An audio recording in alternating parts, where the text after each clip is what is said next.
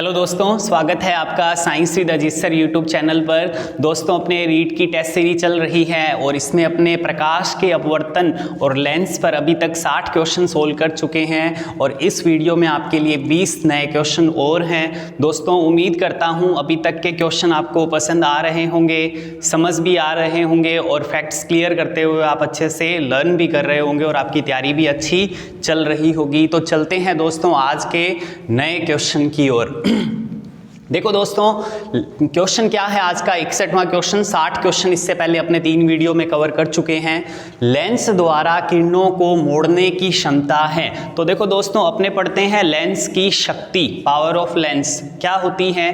कोई भी लेंस उस पर आपतित प्रकाश को कितना मोड़ सकता है, उसमें कितना विचलन उत्पन्न कर सकता है, उसे अपने लेंस की क्या बोलते हैं, शक्ति कहते हैं। तो क्या है दोस्तों, लेंस द्वारा किरणों को मोड़ने की क्षमता क्या होती है, लेंस की शक्ति होती है।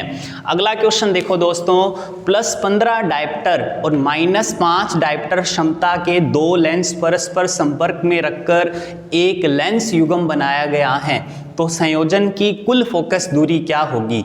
तो देखो दोस्तों, आपके सामने 2 लेंस दिए गए हैं। एक लेंस की पावर आपको दी गई है +15 डायप्टर और दूसरे लेंस की पावर आपको दी गई है -5 डायप्टर और आपसे संयोजन की कुल फोकस दूरी पूछी गई है। तो देखो दोस्तों, एक चीज तो क्लियर है, आपने पढ़ा होगा जब लेंसों को जोड़ा जाता है तो उनकी जितनी भी पावर है वो भी आपस में क्या हो जाती है, बीजगणितीय रूप में जुड़ जाती है, यानी इस तरह से जुड़ जाएगी। 2 लेंस हैं तो P1 + P2, 3 है तो P1 + P2 + P3। हाँ, अपने ये पढ़ चुके हैं, उत्तल लेंस की पावर प्लस में होती है और अवतल लेंस की पावर क्या होती है, माइनस में होती है। तो जैसा लेंस है वैसा साइन आपको P के साथ लेना है। अगर उत्तल लेंस है तो P प्लस में रहेगा, अवतल है तो किस में रहेगा, माइनस में। वो इसने अपने को क्वेश्चन में दे ही रखा है। अब देखो दोस्तों, तो पहले अपने क्या करते हैं, पावर निकाल लेते हैं। टोटल पावर कितनी आएगी, +15 डायप्टर और दूसरे की कितनी है, -5 डायप्टर। तो यहाँ से कितना आया, +15 -5 कितना बचा, +10 डायप्टर। यानी ये तो आ गई जोड़ने पर कुल पावर। जोड़ने पर क्या आ गई, ये कुल पावर आ चुकी है। अपने इस क्वेश्चन को यहाँ से इरेज कर देते हैं दोस्तों, ताकि यहाँ पे आप इसको समझ पाओ अच्छे से। देखो दोस्तों, ये तो आ गई है आपके पास पावर, कितनी आई, +10 डायप्टर आ चुकी हैं। पर इसने क्वेश्चन में पूछा क्या है आपसे, संयोजन की कुल फोकस दूरी पूछी है। आपके पास संयोजन की कुल पावर आ चुकी है, जोड़ के अपने निकाल सकते हैं, बिल्कुल आसान है। अब संयोजन की कुल फोकस दूरी कैसे निकालें, तो दोस्तों आपको पता है पावर क्या होती है, 1/f, यानी फोकस दूरी का व्युत्क्रम ही तो क्या है, पावर है, लेंस की शक्ति या क्षमता है। तो अपने को क्या चाहिए, देखो दोस्तों, P अपने पास है तो अपने क्या निकाल सकते हैं, F निकाल सकते हैं। तो F बराबर क्या आएगा दोस्तों, F ऊपर और P नीचे आ जाएगा। अब देखो दोस्तों, P की वैल्यू कितनी है, +10, यानी प्लस में लेना है वैल्यू को, +10। तो इसको सोल्व करोगे तो नीचे एक 0 है तो एक अंक छोड़कर क्या लग जाएगा, पॉइंट लग जाएगा। ये आपकी फोकस दूरी आ गई। अब सोचने वाली बात यहाँ पर ये है दोस्तों, ये डायप्टर में मान है पावर का, और आपको ये पता होगा पावर डायप्टर में तभी आती है जब फोकस दूरी किस में हो, मीटर में। इसका मतलब ये डायप्टर में है तो आपकी फोकस दूरी किस में आई है, मीटर में आई है। अब देखो दोस्तों, ये अपने पास आ गई। ये तो अपने पहले कुल पावर निकाल ली, उस कुल पावर से मैंने क्या किया, ये अपने को पावर का फॉर्मूला पता ही है, भी P = 1/f होता है। तो यहाँ से मैंने कुल फोकस दूरी भी निकाल ली संयोजन की, जो मेरे पास आई 0.1 मीटर। अब देखो दोस्तों, ये कहीं भी ऑप्शन आपको नजर नहीं आ रहा 0.1 मीटर। इसने अपने को ऑप्शन सेंटीमीटर में दिए हैं, तो बिल्कुल आसान है, मीटर को सेंटीमीटर में कैसे चेंज करते हैं, 100 का मल्टीप्लाई करते हैं। तो देखो 0.1 × 100, अब ये सेंटीमीटर में चेंज हो गया। कितना आएगा, देखो 1 से 1 0 कैंसिल हो जाएगी, कितना आ जाएगा, 10 सेंटीमीटर और वैल्यू प्लस में है ही। तो आंसर कितना आया, +10 सेंटीमीटर। तो ये आपका क्या है, इस क्वेश्चन का आंसर है। उम्मीद करता हूं दोस्तों ये क्वेश्चन आपको समझ में आ गया होगा। आप इसका स्क्रीनशॉट ले सकते हैं, क्योंकि मैं इसे यहाँ से मिटा रहा हूं ताकि अपने अगले क्वेश्चन यहीं पर सोल्व करेंगे। तो चलते हैं दोस्तों आगे।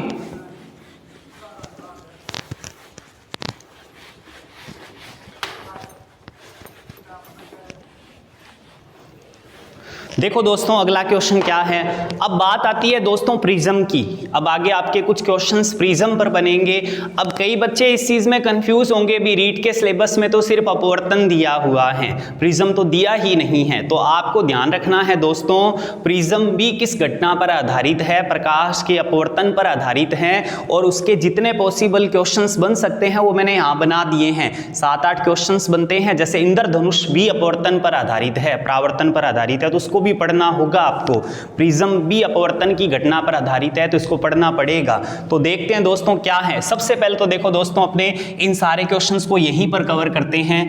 कांच की बनी त्रिभुजाकार आकृति को क्या कहते हैं? प्रिज्म। कांच की बनी त्रिभुजाकार आकृति को क्या कहते हैं? प्रिज्म कहते हैं।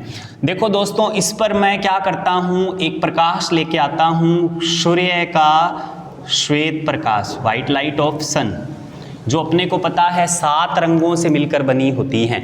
अब ये कांच है तो ये सघन माध्यम हुआ, और चारों तरफ वायु है तो चारों तरफ कौन सा माध्यम हुआ? विरल।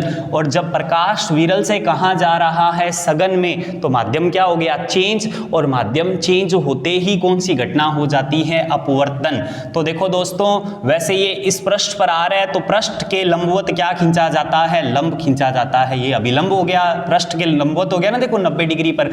अब ये ऐसे आ रही है तो इसको ऐसे जाना चाहिए था, पर क्या है, विरल से कहां जा रही है? सघन में, तो अपने पथ से क्या हो जाएगी? विचलित। और सघन में जाने पर आपने पढ़ा होगा दोस्तों, प्रकाश किरण अभिलंब की ओर झुक जाती है। तो ये रहा अभिलंब, इसकी ओर झुक जाएगी, तो ये इस पृष्ठ पर क्या हो गया?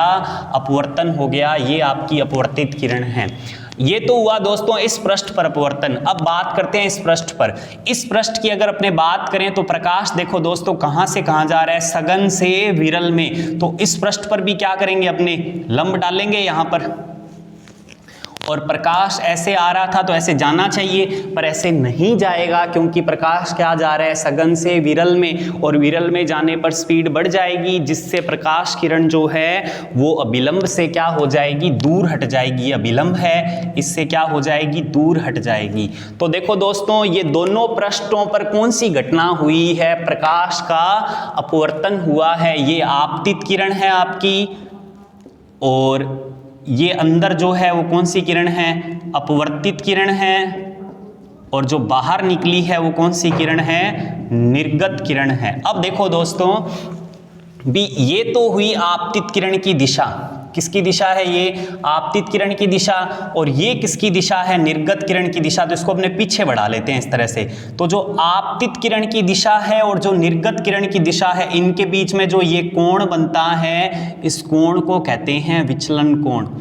मतलब आपने उसे कितना विचलित कर दिया। देखो दोस्तों स्टार्टिंग में इस दिशा में चली थी वो, पर अब गई इस दिशा में है, तो इन दोनों के बीच में दिशा ये थी देखो आपतित किरण की, और लास्ट में निकली इस दिशा पर है, तो इनके बीच में जो कोण है इसे क्या बोलते हैं? विचलन कोण कहते हैं। अब देखो दोस्तों ये है प्रिज्म की क्रियाविधि।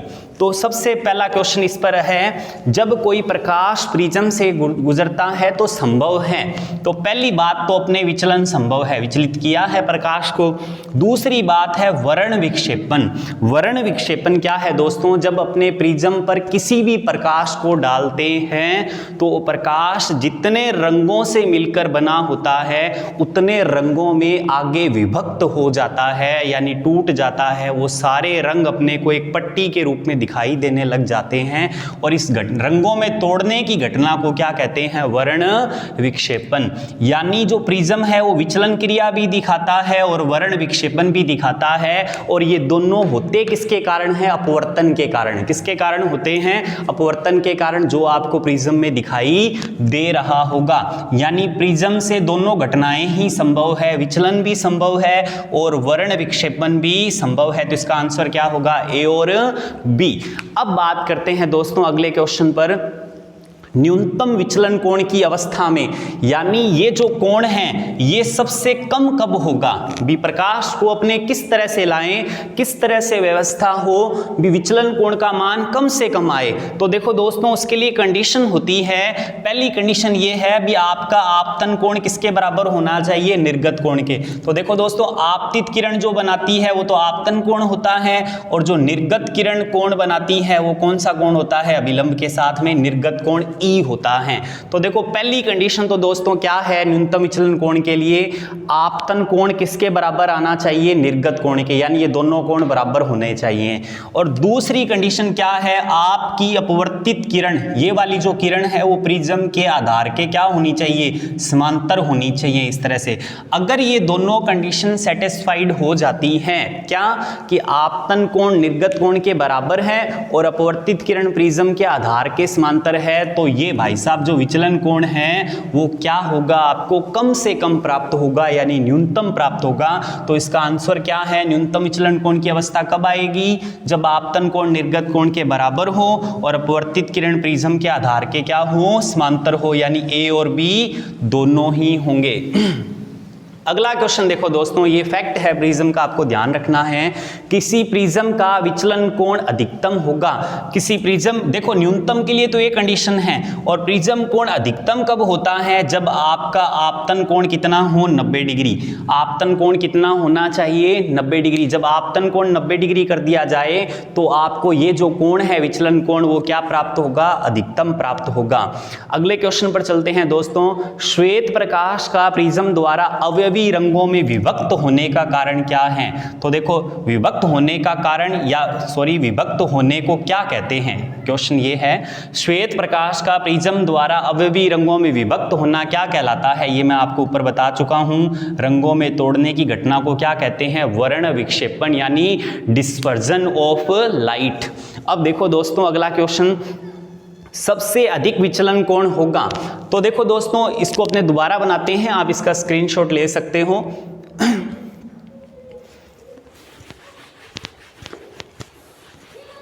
देखो दोस्तों इसको बिल्कुल इजी फॉर्मेट में बनाते हैं अपने। ये आपका प्रिज्म है, ये भाई साहब प्रकाश आया, ये अपवर्तन हुआ पहले, फिर ये दोबारा अपवर्तन हुआ। अब देखो दोस्तों मान लो ये सूर्य का क्या है, श्वेत प्रकाश है, व्हाइट लाइट है।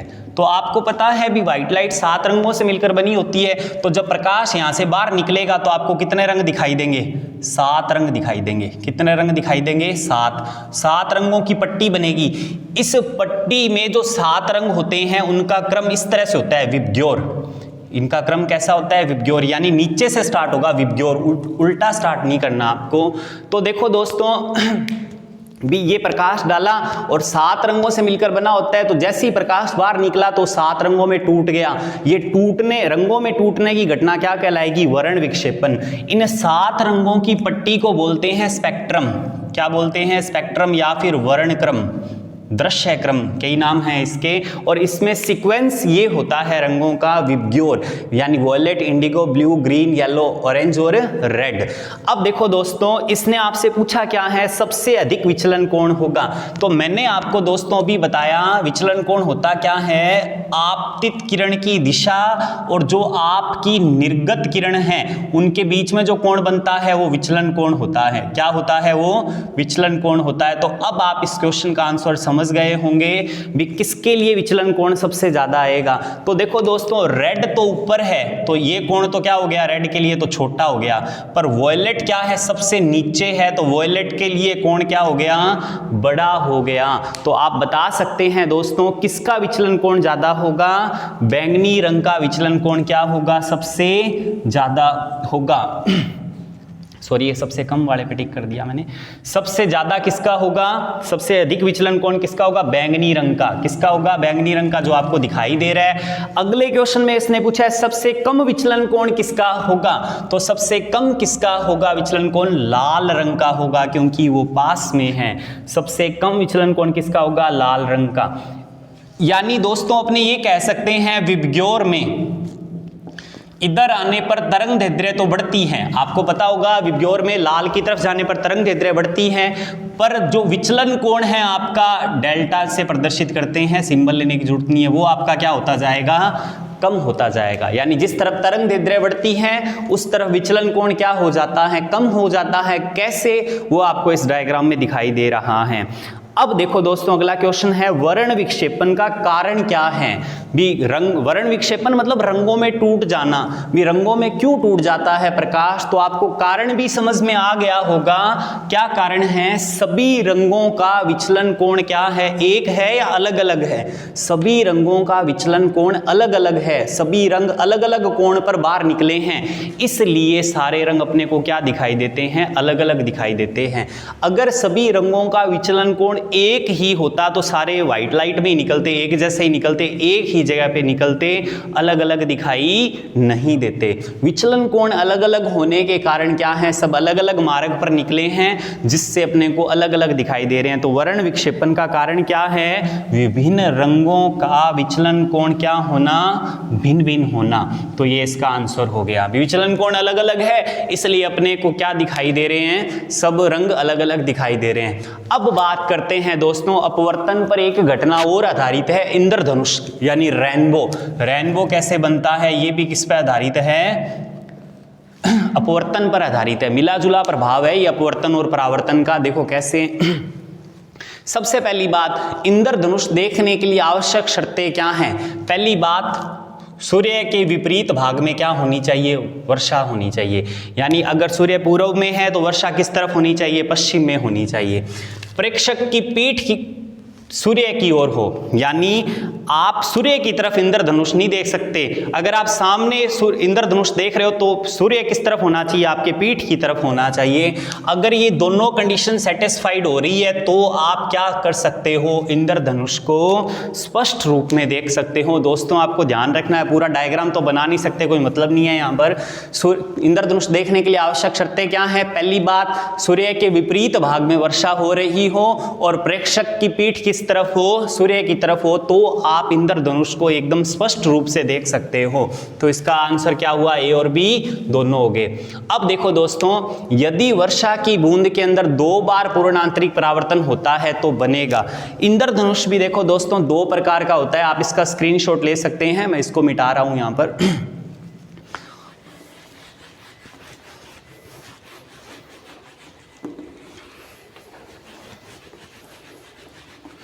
अब देखो दोस्तों, इंद्रधनुष भी 2 प्रकार का होता है। जैसे वर्षा की बूंद है, आपको पता होगा भी जो वर्षा की बूंद है वो क्या करती है, प्रिज्म का काम करती है वायुमंडल में, और जब उस पर सूर्य का प्रकाश आता है तो उसको 7 रंगों में तोड़ देती है और सभी बूंदों का सम्मिलित प्रभाव अपने को बड़े इंद्रधनुष के रूप में दिखाई देता है। तो देखो दोस्तों, जैसे ये प्रकाश आया, यहां से अपवर्तित हो गया, ये इस पृष्ठ पर हो गया अपवर्तन।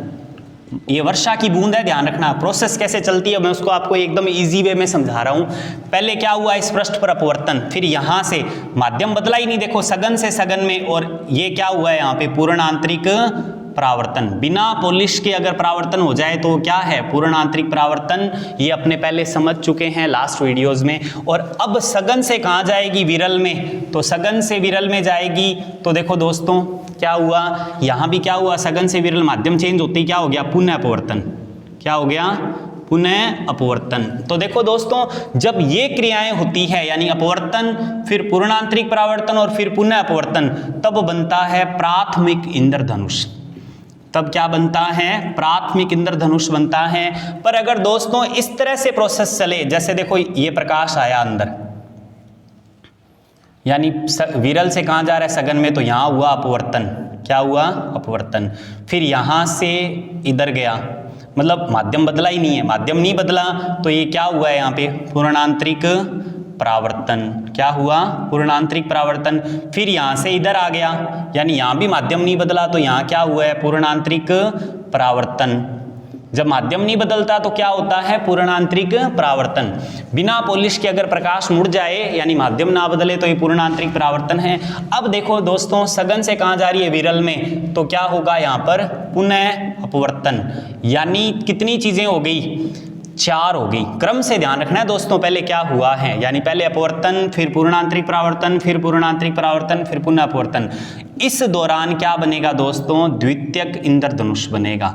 जो आपको पहला बनने के बाद दिखाई देता है, और इसकी जो इसमें जो रंग होते हैं उनकी तीव्रता क्या होती है, थोड़ी कम यानी हल्के दिखाई देते हैं, और रंगों का जो क्रम है वो जो प्राथमिक इंद्रधनुष में होता है उसका उल्टा होता है द्वितीयक इंद्रधनुष में। तो देखो दोस्तों क्या है, अगर एक बार पूर्ण आंतरिक परावर्तन होता है तो बनता है प्राथमिक इंद्रधनुष, और अगर 2 बार पूर्ण आंतरिक परावर्तन हो जाए तो क्या बनता है, द्वितीयक इंद्रधनुष। तो देखो अपने क्वेश्चन की ओर चलते हैं। यदि वर्षा की बूंद के अंदर 2 बार पूर्ण आंतरिक परावर्तन होता है तो 2 बार होने पर क्या बनेगा, द्वितीयक इंद्रधनुष, और 1 बार होने पर क्या बनेगा, प्राथमिक इंद्रधनुष। अब अगले क्वेश्चन में इसने पूछा है द्वितीयक इंद्रधनुष में क्रमानुसार होता है। तो देखो द्वितीयक इंद्रधनुष में पहले क्या हो रहा है, अपवर्तन, उसके बाद पूर्णांतरिक परावर्तन, फिर पूर्णांतरिक परावर्तन, फिर पुनः अपवर्तन।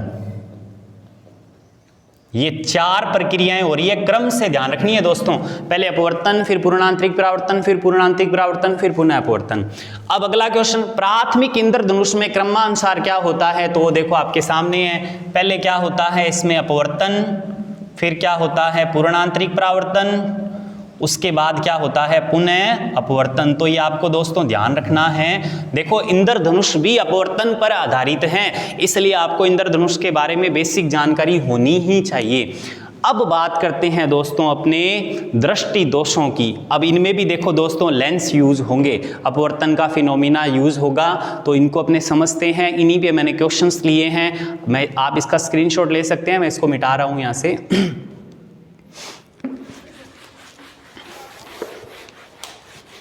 देखो दोस्तों क्वेश्चन क्या है अपना अगला, मायोपिया के निवारण में प्रयुक्त लेंस है। तो देखो दोस्तों क्या चीज है मायोपिया।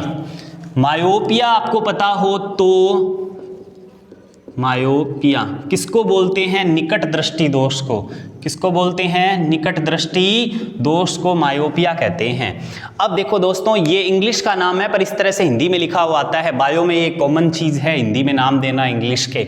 अब देखो निकट दृष्टि दोष में क्या कंडीशन होती है उसको अपने समझने के लिए एक नॉर्मल सा रफ सा डायग्राम बनाता हूं मैं। जैसे ये अपनी आंख हो गई, ये अपना लेंस हो गया, अपने को पता आंख में उत्तल लेंस होता है, ये रेटिना है जहां पर पीत बिंदु है। क्या है ये, पीत बिंदु, जहां पर प्रतिबिंब बनता है, येलो स्पॉट, जहां अगर प्रतिबिंब बने तो आंख अपनी एकदम सही है। अब देखो दोस्तों ये प्रकाश आया, जिस वस्तु को अपने देख रहे हैं उस वस्तु से प्रकाश आया। निकट दृष्टि दोष में जो नाम है निकट, वो क्या बता रहा है भी प्रतिबिंब जो है वो लेंस के निकट ही बन जाएगा। यानी प्रतिबिंब कहां बन गया, लेंस के निकट बन गया, ये बता रहा है निकट। और प्रॉब्लम क्या होगी, इससे वस्तु दूर वाली दिखाई नहीं देगी उसे। निकट दृष्टि दोष में प्रतिबिंब तो लेंस के निकट बन जाएगा, पर उसे प्रॉब्लम क्या आएगी, निकट वाली तो साफ दिखाई देगी, कौन सी वस्तु दिखाई नहीं देगी, दूर वाली। ये उल्टा होता है दोस्तों, ध्यान रखना है, आपको पता भी होगा। निकट दृष्टि दोष में निकट वाली तो दिखती है, दूर वाली दिखाई नहीं देती है। ये है प्रॉब्लम, यानी ये दोष युक्त नेत्र है। ये प्रतिबिंब जो है वो पीत बिंदु से पहले ही बन गया, यानी लेंस के निकट बन गया, इसलिए इसको क्या बोला गया, निकट दृष्टि दोष। अब भाई साहब क्या पूछ रहे हैं आपसे, मायोपिया के निवारण में प्रयुक्त लेंस है। अब आप कौन सा लेंस लगाओ भाई, इसके यहाँ पे कौन सा लेंस लगाया जाए, किस लेंस का चश्मा लगाया जाए जिससे भी इसकी आंख सही हो जाए, यानी प्रतिबिंब यहाँ की बजाय कहाँ बन जाए, पीत बिंदु पर। तो आप ध्यान से देखो, आपको किरणों को इकट्ठा करना है या फैलाना है।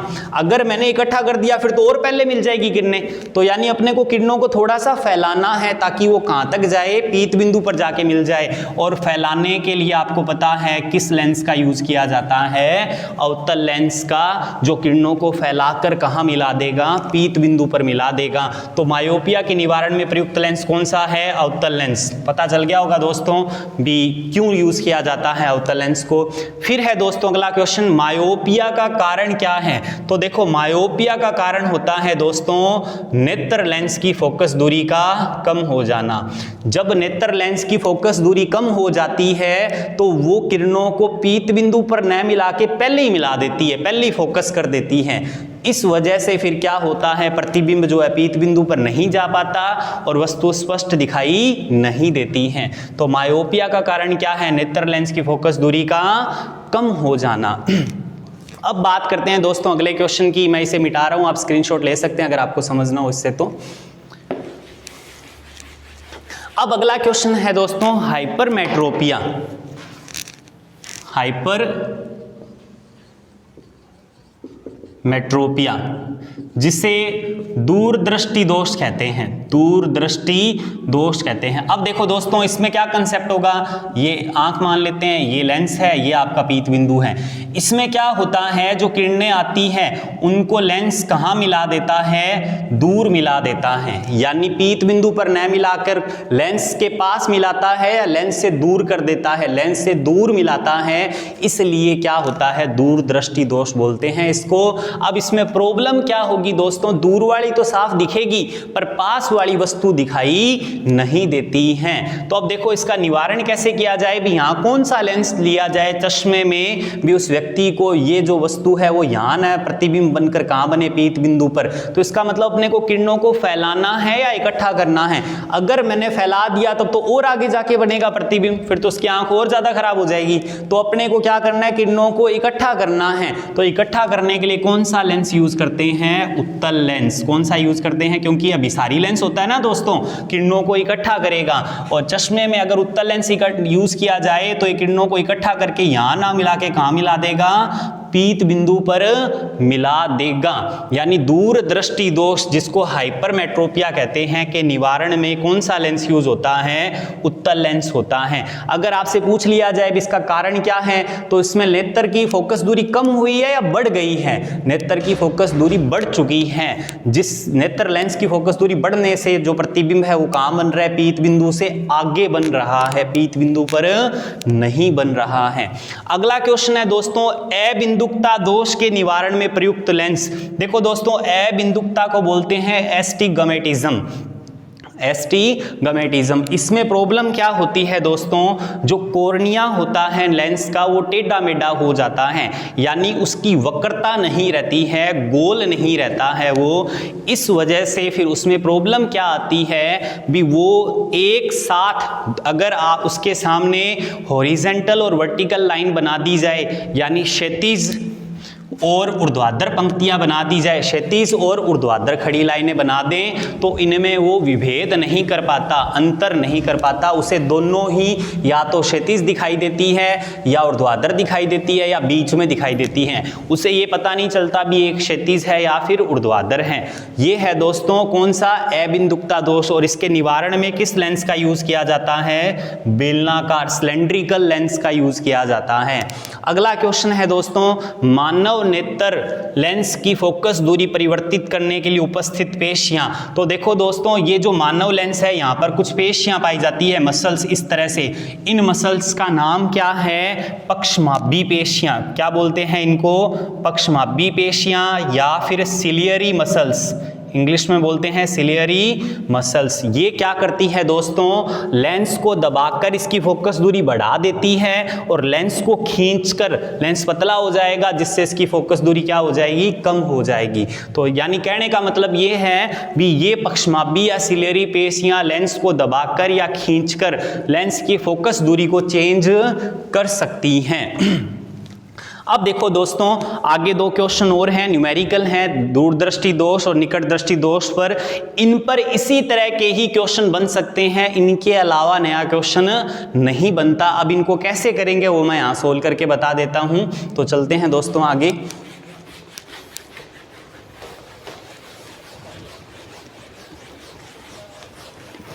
देखो दोस्तों, पहले क्वेश्चन क्या है, 79। इसमें बात कर रहा है वो दूरदृष्टि दोष की। किसकी बात हो रही है, दूरदृष्टि दोष की बात कर रहा है वो। और कह रहा है दूरदृष्टि दोष से पीड़ित व्यक्ति कम से कम 40 सेंटीमीटर की दूरी तक देख सकता है, यानी उस व्यक्ति का निकट बिंदु कितना है, 40 सेंटीमीटर। इससे पीछे नहीं देख सकता, इससे कम दूरी पर नहीं देख सकता।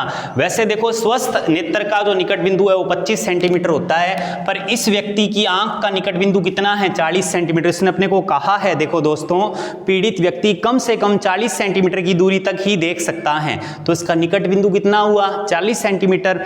अब कह रहा है इस व्यक्ति के दृष्टि दोष निवारण हेतु चश्मे में प्रयुक्त लेंस की क्षमता क्या होगी। तो अपने को क्षमता ज्ञात करनी है। क्षमता तभी ज्ञात होगी जब पहले फोकस दूरी आएगी। तो अपने क्या करते हैं, फोकस दूरी ज्ञात करते हैं। अब देखो दोस्तों, इसका कैसे किया जाए इस क्वेश्चन को।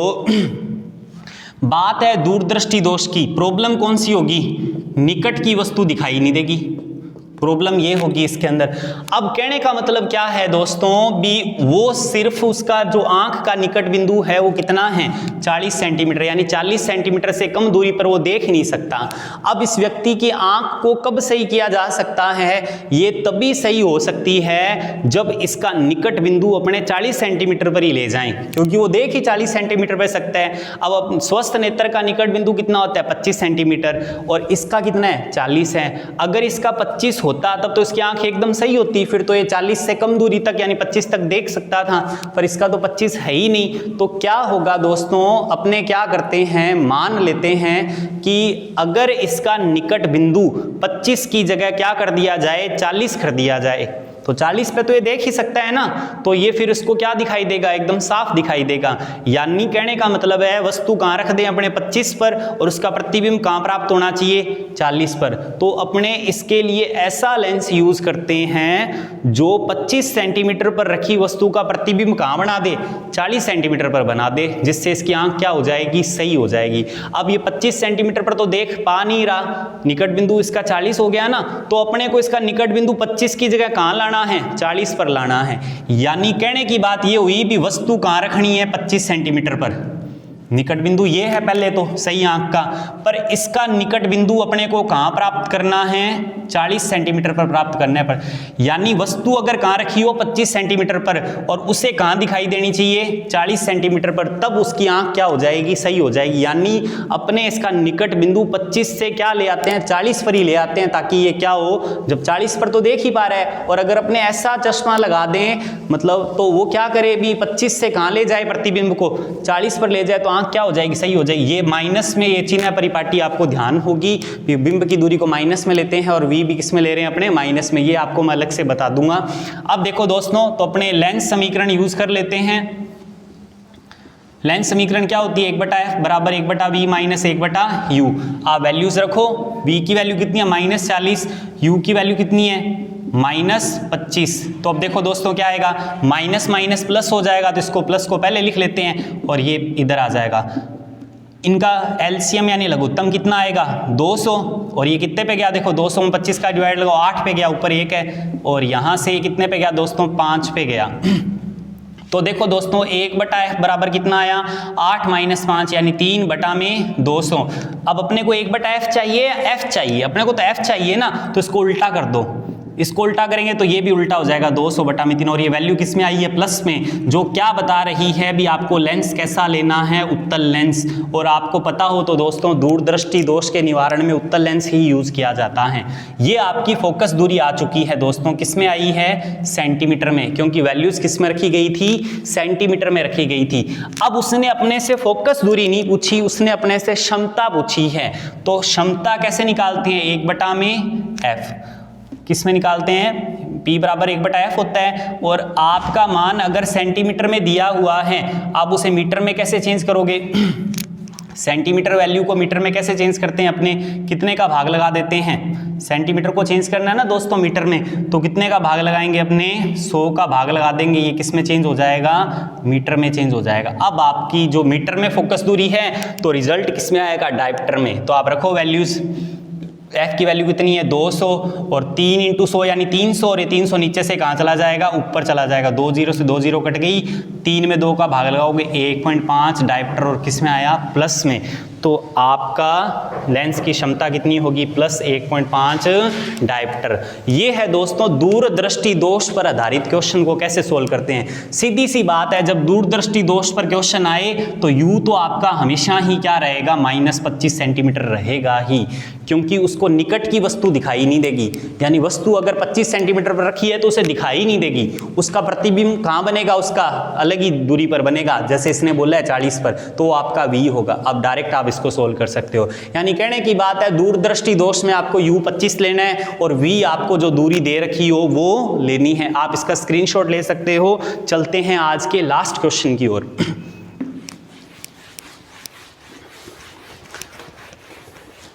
देखो दोस्तों, आज का लास्ट क्वेश्चन जो है वो है निकट दृष्टि दोष पर। किस पर है, निकट दृष्टि दोष पर है। यानी इसमें कौन सी वस्तु दिखाई नहीं देगी, पास की वस्तु, दूर की वस्तु दिखाई नहीं देगी, दूर की वस्तु दिखाई नहीं देगी। अब देखो क्वेश्चन में क्या बोल रहा है वो दोस्तों, निकट दृष्टि दोष से पीड़ित व्यक्ति अधिक से अधिक 5 मीटर की दूरी पर देख सकता है, यानी उस व्यक्ति का जो दूर बिंदु है वो कितना हो चुका है 5 मीटर। और वैसे दूर बिंदु कितना होता है दोस्तों, अनंत। अपने कहाँ तक देख सकते हैं, अनंत तक। दूर बिंदु कितना है अपना मानव नेत्र के लिए, अनंत है। पर उस व्यक्ति की आंख में प्रॉब्लम होने से दूर बिंदु कितना हो गया है, अधिक से अधिक कितनी दूरी तक देख सकता है वो, 5 ही मीटर तक देख सकता है, यानी ये उसका दूर बिंदु हो चुका है। अब वो अपने से क्षमता पूछ रहा है। तो अब देखो दोस्तों सीधी सी बात है, इस व्यक्ति के मतलब नेत्र को कैसे सही किया जाए, इस दोष को कैसे दूर किया जाए। तो क्या है ये प्रॉब्लम भी, अगर वस्तु अनंत पर रखी है तो क्या उसे अनंत पर दिखाई देगी या 5 मीटर पर दिखाई देगी। निकट दृष्टि दोष में वैसे तो अपना दूर की वस्तु, दूर बिंदु कितना होता है स्वस्थ आंख के लिए, अनंत। अपने जैसे अगर किसी की आंख सही है तो अनंत पे रखिए तो अनंत पे ही दिखाई देगी, यानी u भी वहीं और v भी वहीं बनेगा। पर इस व्यक्ति के क्या प्रॉब्लम है भी, अगर वस्तु आप अनंत पे रख दो तो उसका प्रतिबिंब ये अनंत पर न देखकर कहाँ देखेगा, 5 मीटर पर देखेगा। यानी यहाँ पर u कितना है, मान लो अगर अनंत है तो v उसे अनंत पर न दिखाई देकर कहाँ दिखाई देगा, 5 मीटर पर दिखाई देगा। उम्मीद करता हूँ आप समझ गए होंगे। यानी अपने ऐसे भी बोल सकते हैं भी, इस व्यक्ति के नेत्र को तभी सही किया जा सकता है जब अपने एक ऐसा लेंस लगा दें जो इसका दूर बिंदु अनंत की बजाय कहाँ ले आए, 5 मीटर पर ले आए। यानी एक ऐसा लेंस लगाएं जो वस्तु अगर अनंत पर रखी हो और उसका प्रतिबिंब कहाँ बनाता हो, 5 मीटर पर बना दे, तो 5 मीटर पर तक तो ये देख ही सकता है, तो इसकी आंख क्या हो जाएगी, सही हो जाएगी। तो देखो दोस्तों वही बात, अब लेंस समीकरण से आगे तो बस कैलकुलेशन ही करनी है आपको। 1/f बराबर 1/v माइनस 1/u, और 1/v कितना है -5, 1/u यानी अनंत। और जब बटा में अनंत आ जाए तो उसकी वैल्यू कितनी होती है, 0, यानी ये तो 0 हो गया। तो 1/f के बराबर क्या बचा, सिर्फ -1/5। और अपने को 1/f चाहिए, f चाहिए, तो अपने को तो f चाहिए, तो उल्टा कर दो, ये भी उल्टा हो जाएगा, -5 ऊपर चला जाएगा। मीटर में वैल्यू है तो मीटर में ही आएगी। अब देखो दोस्तों यहाँ माइनस आने का मतलब क्या बता रहे हैं, अवतल लेंस। और आपको पता होगा निकट दृष्टि दोष में कौन सा लेंस यूज होता है, अवतल लेंस ही होता है। अपने को इसने क्षमता पूछी है तो P बराबर क्या होता है, 1/f होता है। और f अपने किस में लेंगे, मीटर में, और ये पहले ही मीटर में ही है, तो आप रखो f का मान 5 है, माइनस है ही। इसको आप जब सोल्व करोगे तो -5 का भाग लगाओगे तो 0.2 डायप्टर आ जाएगा। तो देखो दोस्तों कहाँ है ऐसा ऑप्शन, -0.2 डायप्टर आ गया। यानी कहने की बात यह है, जब निकट दृष्टि दोष दे दिया जाए तो u आपको माइनस अनंत ही लेना है, v जो है वो आपको दिया होगा वो रख लेना। और दूर दृष्टि दोष दे तो u को क्या लेना है, 25 लेना है, -25, और v जो है वो आपका दिया हुआ रख लेना।